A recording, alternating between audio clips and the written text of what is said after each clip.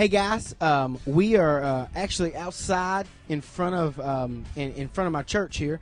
So if you hear a little wind in the background, it's because we're outside. But I thought that it was fitting to do this particular segment on ideas for fundraisers outside, because a lot of people who are artistic, a lot of people who have a lot of great ideas, usually have them outside. They're inspired by nature. So I know that a lot of you need to be divinely inspired about how you're going to raise money for that next event. And so I encourage you to get outside, enjoy some nature, and try to figure out some great fundraisers. So I'm going to give you a couple principles about fundraisers that I feel like would be some resource, some help to you. And so hopefully they are.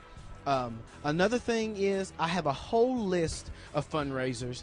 All you have to do is email me. It's pawalker@livingwatersoc.com, pawalker@livingwatersoc.com. That email address is right here up under me, so you can check that out. Just email me and I'll give you a whole list of fundraisers. But I feel like there's some principles about fundraising that I really want to share with you. And so the first of all, I want to tell you about that it's important to understand where you are and what you can do with the fundraiser in response to that.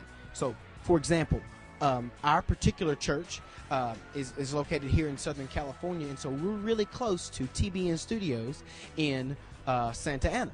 So what TBN does is they pay their audience members. So if I was to bring 100 people to a TBN studio taping, they give me $2,000. And that is an awesome moneymaker for us. But if we lived up in San Francisco or even over in Alabama, where I'm originally from, we would not be able to do that. And so there are some particular fundraisers that you can use in your ministry that are just because of where you live.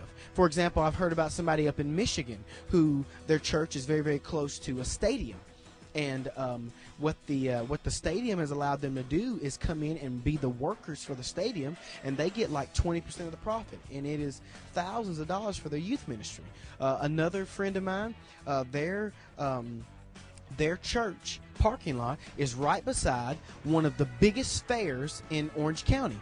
Actually, it's the Orange County Fair, and they make thousands of dollars each night because they charge for parking. Now, I can't do that. It would be too far to walk from my particular church, but they can because their church is right beside it. So try to figure out what you can do for a big moneymaker that's right next to you, that's right close to where you are, and it'll, those things will be community things too, because you're building up who the church is inside the community, and it'll also be a big moneymaker for you. Second is use your biggest moneymaker for your biggest event.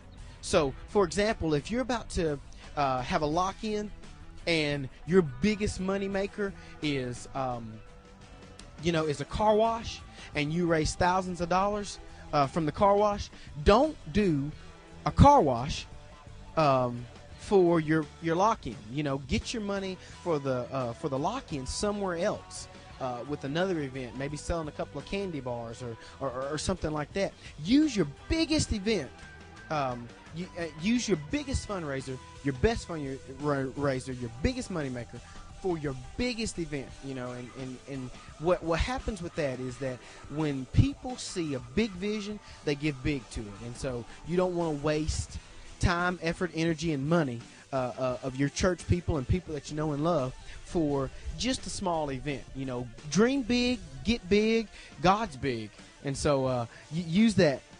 Use your biggest moneymaker for your biggest event. Next, and this is a really, really important one, is get your church behind you. Church offerings are one of the best things you can do. Show a video about Youth Camp. Show a video about Winterfest and how important it is for these students to be able to get there. And then give that to your senior pastor, and hopefully he will allow you to be able to take an offering up on the Sunday morning prior to the event, or maybe a couple of months in advance. And getting your church behind your event will be one of the best things that you can do. I know for a fact that because I involved my whole church in different events, I've gained students, I've gained money, and I've gained love and respect from it too, because it's keeping them involved in youth ministry. Last thing, and this is the part where I come in, as well as hundreds of other, thousands of other youth pastors. So I know there's going to be a lot of youth pastors that are going to be watching this.